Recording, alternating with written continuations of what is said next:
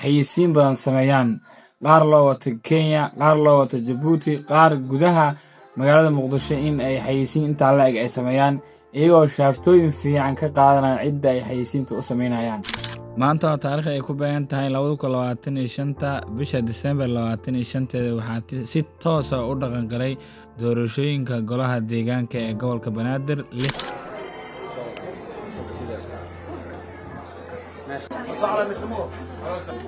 arwuu baafin ninkii aliyaraha aawi maalinkii fuustada warooy doorashada way socotaa 4 saac subaxnimo la sii marooyaa walla iyo bille rag hadduu jabaayo kuwan waa jabeen waa ku daayeen Sheekh Shariifo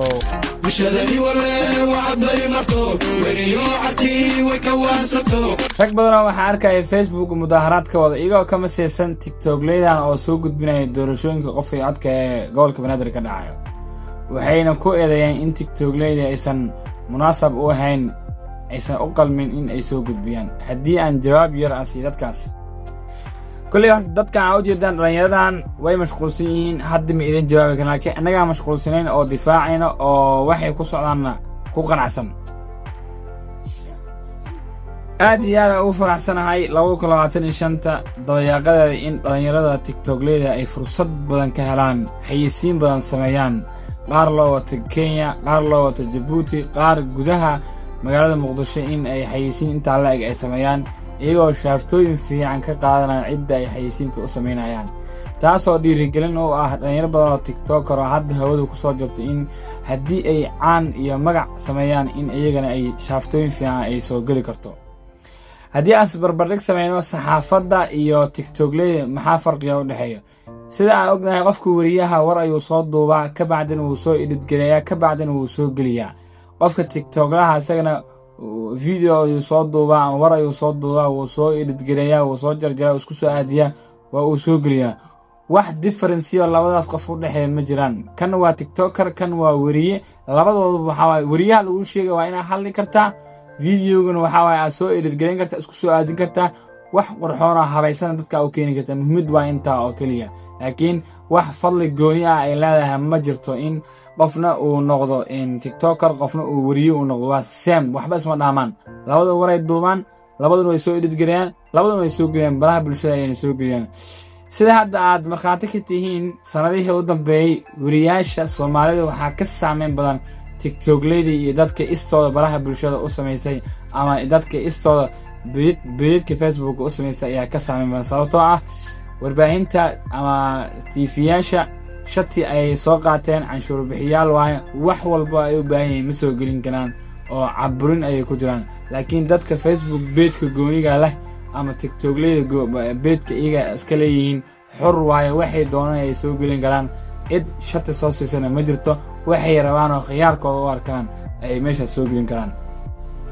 halkii mid oo hooba ay ku kala fiican yihiin waxa waaye TV-yaasha maadaama ay shati soo qaateen warkooda badanaa waa uu tafatirin yahay oo wax oo 3 qof 4 qof soo shaqeysay ay soo geliyaan bedelka TikTok leeyahay haddii xitaa faar uu ku jiro iska soo geliyaan si uu videoga viral u noqdo halahaas kaliya ay ku kala fiican yihiin laakiin TikTok ley iyo Facebook ley iyo wariyaal wax farqi oo u dhaxeeya ma jiraan qofkana video soo duuba kana video soo duuba soo edit-gareeyaa waa uu soo geliyaa muhiimadii ujeedka loo leeyahay waxa waaye bulshada in ay fariinta gaarto si la rabana ay fariinta u baxdo waa intaas oo kaliya waaye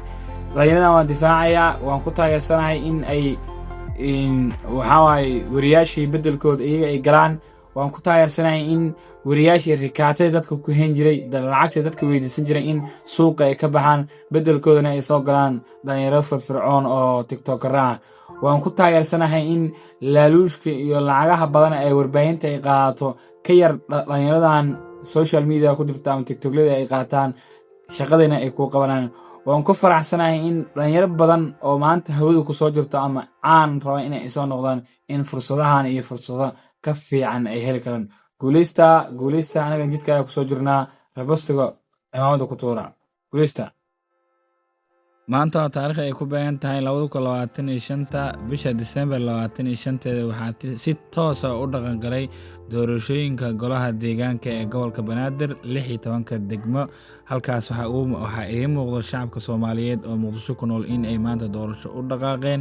ayna rabaan in codkooda ay ku ceelbaxaan qofka ay rabaan ay ku doortaan. Video ugu horeeya halkaas naga soo gaaray waxaan ahay Mr. Klimatani, hal follow iyo hal share nagu imaan. waxaan u imid doorashada Maryan Cali Xasan alay gabarteedoo kaaraan joogtaa ka imid aniga intaan ka galay ma ogtahay gabar jirano sokortu dhacayso aan la jiray marka intaan ka galay intaa soo aaday shalayaan imaaday degmada Dayniile aan doorasho ka galaa insha Allah aan u soo baxay waana u taaganahay aad iyo aad u faraxsanahay haddii doorashadii oo waqti hore dhici jirta noola soo celiyay alxamdulilaahi shukr rabbil caalamiin inta maanta joogto maxaa u sheegaysaa waxaan u sheegayaa wadankooda ha u soo istaagaano waa doorasho aan lacag laga rabin waa doorasho aan dib lahaynin nin arkaba codkiisa ha dhiibto kowran bal markii madaxda dadka ay soo doortaan iyo markay soo magacaabo farqiga u dhexeeya bismillaahi raxmaan anaga codkayna ma arkin mise aniga waxaan jiraa 65 sano iyo qoran laakiin 70 waa dhamaanba waa ku dhawaa qof weyn ahay waxaa fiican inaad alxamdulillah shukr bil caalamiin aad codkaaga aad baxsato oo alxamdulillah oo cidna kugu laabeyn oo wadankaaga u istaagto muddo ma arkin aniga doorasho ma arkin aniga doorashooyinka hore oo dibitaatayalkan ku jira haddana waa kanaaba kiyaaba soo fadhiistaba qof yacada codka loo kala baxaa haa aadan bugu carab faraxsanahay aad iyo aad u faraxsanahay dad ciidana in la geeyo goobo santuuqyadii loo dhiibo dadkii guddiga doorashada loo geliyo laga dhigo dad guddiga doorashada u shaqeeya ay noqdaan dadka ayagu codaynaya codadka say rabaan ka yeelaya warqadaha siday rabaan ka yeelaya santuuqyada meeshay rabaan ka keenaya ayagu yihiin dadka keliya santuuqyada ka soo qaadaya meelaha geenaya meesha codbixinta ayagu yihiin dadka codka tirinaya ishaag meesha cadaaladu taalo meesha codaynta taalo meesha codaynu kama jirto haddaba ku baraarugo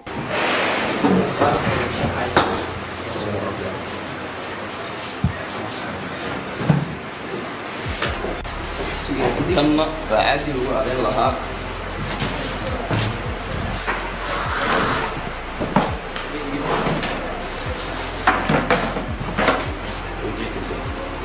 عادي بس عادي كده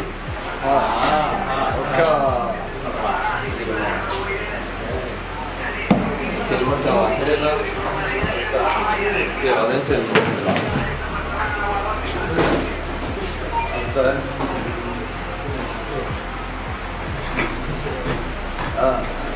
أجل قرين هذا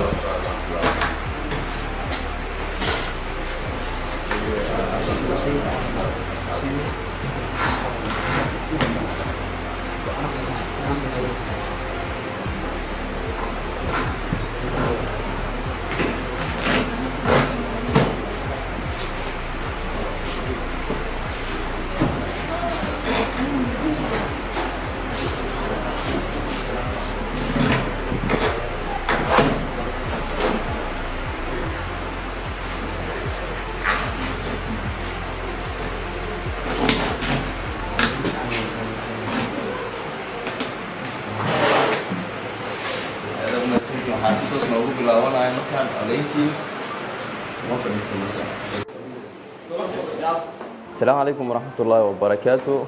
maalinta maalin khamiis ah taariikhdu ku beegan tahay 25 December 2025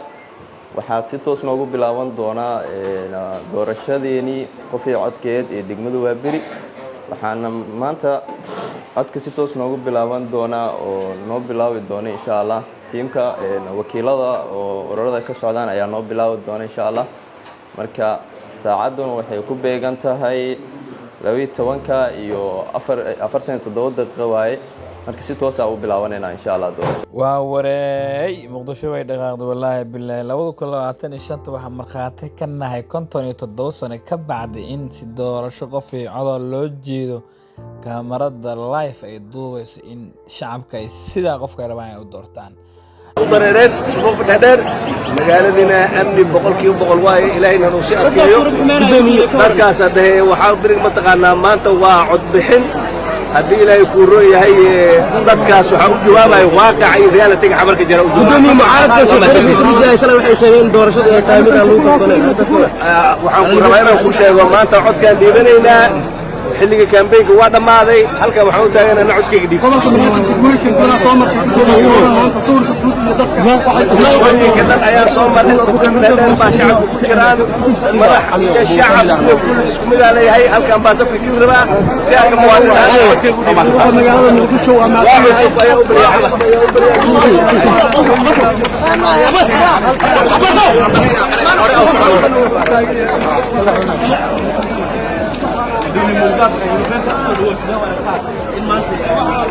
aad baan ugu faraxsanahay karkayga wataa muwaadin Soomaaliyeed ahaan waxaan diyaar u ahay inaan codkayga dhiibto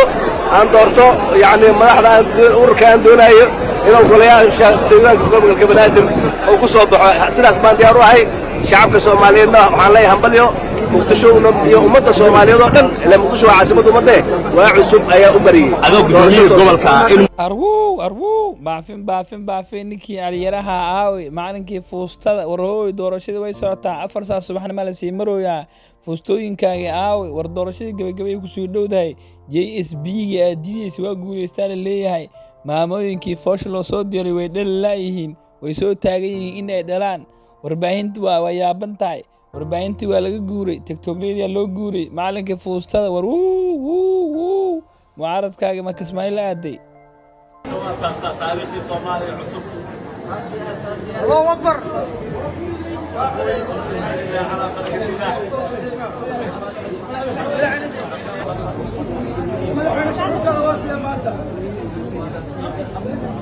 maanta maalin kale waaye oo aan sheegay taariikh Soomaaliyeed cusub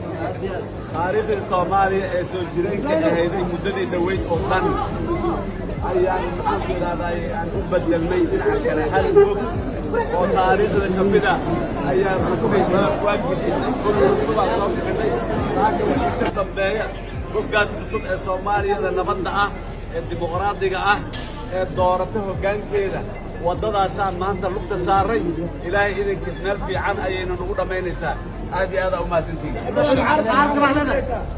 dhammaan dadka Soomaaliyeed mid mucaarada iyo mid muxaafadaba tani waa mustaqbalkii Soomaaliya oo maanta waddo cusub qaaday waxaan leeyahay ayaguna ku soo dhawaada waana hubaa maalin maalmaha ka mida oo aan dheerayn inay ku soo biiri doonaan waddadaas ayagana wax kasta oo u suurta gelinaya in ay waddadaas cusub ee Soomaaliya ay qaaday ee dimuqraadiyiinta ah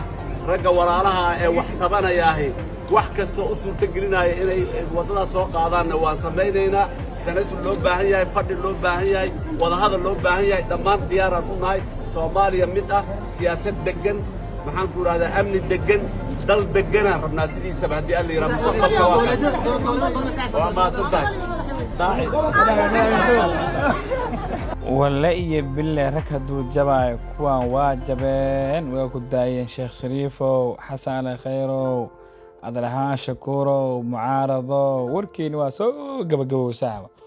wararka Xasan Sheekh leeyahay social media waa in kaga badiyay TikTok-ladii waa soo kareystay Facebook-ladii waa kareystay YouTube-ladii waa kareystay social media oo dhan maanta doorashada Muqdisho ala tabinaya wareegta Xasan Sheekh iyo kooxdiis waxay soo kareysteen Al Jazeera iyo CNN iyo warbaahin caalami oo Turkiga news ay ku jirto ay soo kareystay ee kharashaad malaayiin dollar ku bixin si ay u tabiyaan marka dadkii oo dhan waa la wada qasbay wax kale laga hadlaay wax kale oo ma jiraan faar ma jiro ilaa awlkiiba faar lagu orkacsanayo faarna ma jiriyo wax walba seefa laga dhigay oday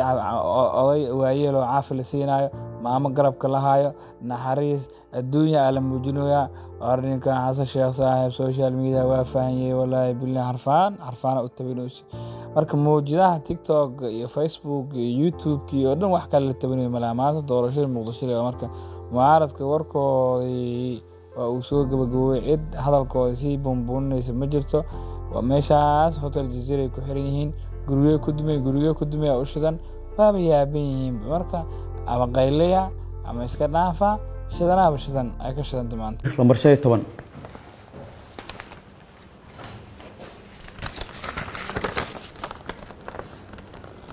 muwaadiniinta Soomaaliyeed lambar 12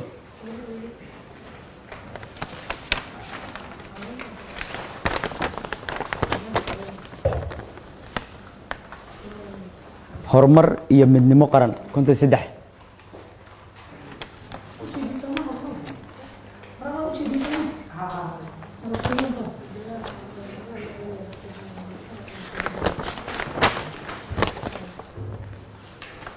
qiimo qaran 29